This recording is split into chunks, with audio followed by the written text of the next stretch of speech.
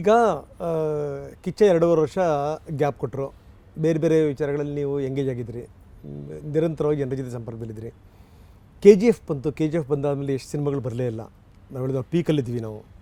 ಕಾಂತಾರ ಬಂತು, ಕಾಂತಾರ ಇನ್ನು ನೆಕ್ಸ್ಟ್ ಅದು ಇನ್ನೊಂದು ಪಾಠ ಬರೋಕ್ಕೂ ಕೂಡ ಭಾಳ ಟೈಮ್ ಹಿಡಿತಾ ಇದೆ.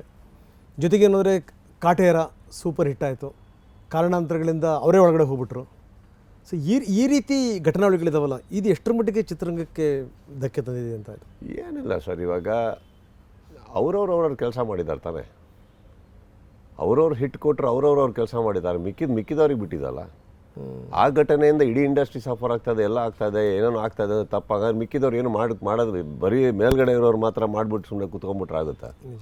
ಮಿಕ್ಕಿದವ್ರು ಅವ್ರವ್ರ ಕೆಲಸ ಮಾಡ್ತಾರೆ. ಎಲ್ಲರ ಜೀವನದಲ್ಲಿ ಕೆಲವು ಅಡಚಣೆಗಳು ಬರ್ತಾ ಇರ್ತದೆ, ತಿರುವುಗಳು ಆಗ್ತಾ ಇರ್ತವೆ. ಆ ಟೈಮಲ್ಲಿ ಮಿಕ್ಕಿದವ್ರು ಪ್ಯಾಚಪ್ ಮಾಡಬೇಕಾಗತ್ತೆ. ಕರೆಕ್ಟ್. 11 ಜನ ಇರ್ತಾರೆ ಸರ್ ಒಂದು ಕ್ರಿಕೆಟ್ ಟೀಮಲ್ಲಿ, ಒಬ್ಬರು 3 ಜನ ಮಾತ್ರ ಆಡಬೇಕು ಅಂದರೆ ಹೆಂಗೆ ಸರ್? ಈಗ ಅವ್ರು 3 ಜನ ಯಾವುದೋ ಒಂದು ಟೈಮ್ ಅವ್ರು ಇವಾಗ ಮಾಡಿಬಿಟ್ಟು ಹೋದಿ. For example first top 3 players ಒಂದು 300 ಚೇಸ್ ಮಾಡ್ತಾಯಿದ್ರು ಅಂದ್ಕೊಳ್ಳಿ. ಫಸ್ಟ್ ಮೂರು ಜನ ಆಲ್ರೆಡಿ ನಿಮಗೆ ಒಂದು 200 ಕೊಟ್ಬಿಟ್ರು. ಈ ಮಿಕ್ಕಿದವರು ಸೇರಿ ಇನ್ನೊಂದು ಬಾಕಿ 200 ಹೊಡಿಬೇಕು. ಅವ್ರು ಹೊಡಿಲಿಲ್ಲ ಅಂದರೆ ಓಕೆ, ಫಸ್ಟ್ 3 ಅವರು 0 ಔಟ್ ಆದ್ರು ಅಂದ್ಕೊಳ್ಳೋಣ. ಇನ್ನು 7 ಜನ ಇದ್ದಾರೆ, ಹೋದ್ರು ಅಂತ ನೀವು ಬಿಡೋಕ್ಕಾಗಲ್ಲ. ನೀವು ಆ ಜವಾಬ್ದಾರಿ ತೊಗೊಂಡು ಹೊಡೆಯೋದು ಮಾಡಲೇಬೇಕಾಗತ್ತೆ. ಸಮ್ಟೈಮ್ಸ್ ಎಲ್ಲರೂ ಹೋಗಿರ್ತಾರೆ, ಯಾರೋ ಒಬ್ಬ ನಿಂತಿರ್ತಾನೆ, ಅವ್ನು ತೊಗೊಂಡೋಗ್ತಾನೆ ಭುಜ ಕೊಟ್ಟು ಗೆಲ್ಲಿಸ್ತಾನೆ ಟೀಮ್ನ. ಈ ಥರದ್ದು ನೋಡಿದ್ದೀರಾ ಕ್ರಿಕೆಟಲ್ಲಿ, ಕರೆಕ್ಟ್? ಚಿತ್ರರಂಗನೂ ಹಾಗೆಲ್ಲ ಸರ್, ನೀವು ಅವ್ರ ಮೇಲೆ ಡಿಪೆಂಡ್ ಆಗಿ ಅಥವಾ ಅದಾದ ತಕ್ಷಣ ಇನ್ಯಾರು ಮಾಡಿಲ್ಲ. I think it's a collective opinion. Sometimes top order batsman fail ಆಗ್ತಾರೆ, sometimes lower order batsman weak ಆಗಿರ್ತಾರೆ. It's a collective opinion. ಅವ್ರು ಚೆನ್ನಾಗಿದ್ದಾಗ ಇಲ್ಲಿ ಎಲ್ಲದು ಸಮ್ಟೈಮ್ಸ್ ಏನಾಯ್ತು, ಎಲ್ಲ ಚೆನ್ನಾಗಿ ಆಡೋಕ್ಕೆ ಸ್ಟಾರ್ಟ್ ಮಾಡಿಬಿಡ್ತಾರೆ. That is another beauty.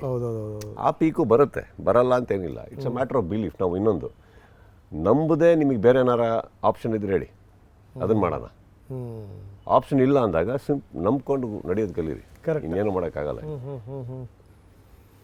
ಈಗ ಬೇರೆ ಬೇರೆ ಭಾಷೆ ಸಿನಿಮಾಗಳು ಬರ್ತಾ ಇವೆ. ಈಗ ಪುಷ್ಪ 2 ಬಂದಿದೆ, ಇಲ್ಲಿ ಎಷ್ಟರ ಮಟ್ಟಿಗೆ ಅದು ಕಲೆಕ್ಷನ್ ಮಾಡ್ತಾ ಇದೆ ಏನು ಅಂದೆಲ್ಲ ನೋಡಿದಾಗ ನಾವೆಲ್ಲಿದ್ದೀವಪ್ಪ ಅಂತ ಅನ್ಸ್ಬಿಡುತ್ತೆ. ನೀವು ಹೇಳಿದ್ರಿ ನಮ್ಮ ಒಳ್ಳೊಳ್ಳೆ ಸಿನಿಮಾಗಳು ಬರ್ತಾ ಇವೆ, ಆದರೆ ನಗರದಲ್ಲಿ ನಮಗೆ ಸಿಗಬೇಕಾಗಿರುವಂಥ ಪ್ರಾಧಾನ್ಯತೆ ನಮಗೆ ಸಿಗ್ತಿಲ್ಲ, ನಮಗೆ ಬೆಂಬಲ ಸಿಗ್ತಿಲ್ಲ. ಆ ಸಿನಿಮಾ ಬಗ್ಗೆ ಅಂತ ಮಾತಾಡೋಕ್ಕಾಗಲ್ಲ ಸರ್. ಯಾಕಂದರೆ ನೋಡಿ, ಆ ಸಿನಿಮಾ ಎಲ್ಲರೂ ಎಕ್ಸ್ಪೆಕ್ಟ್ ಮಾಡಿ ನೋಡೋಕೆ ಇಷ್ಟಪಡ್ತಾ ಇದ್ದಾರೆ ಅಂದಾಗ ಅವರು ಆ ಮೊದಲನೇ ಪಾರ್ಟ್ ಚೆನ್ನಾಗಿ ಮಾಡಿದ್ರು, ಚೆನ್ನಾಗಿ ಆಯ್ತದು. ಟ್ರೂ. ಸೊ ಆ ಸಿನಿಮಾಗೆ ಸಿಗಬೇಕಾಗಿರೋ ಗೌರವ ಅದಕ್ಕೆ ಸಿಗಲೇಬೇಕು ಸರ್, ಯಾವುದೇ ಊರಾದ್ರೂ ಏನು. ಅವ್ರ ಸಂಪಾದನೆ, ಅದಕ್ಕೆ ನಾವು ಮಾತಾಡ್ಕೊಡ್ದು, ನಾವು ಮಾಡಬೇಕು ಅನ್ನೋದು ಇದೆಯಲ್ಲ, ಅದು ಹಠ ಆಗುತ್ತೆ.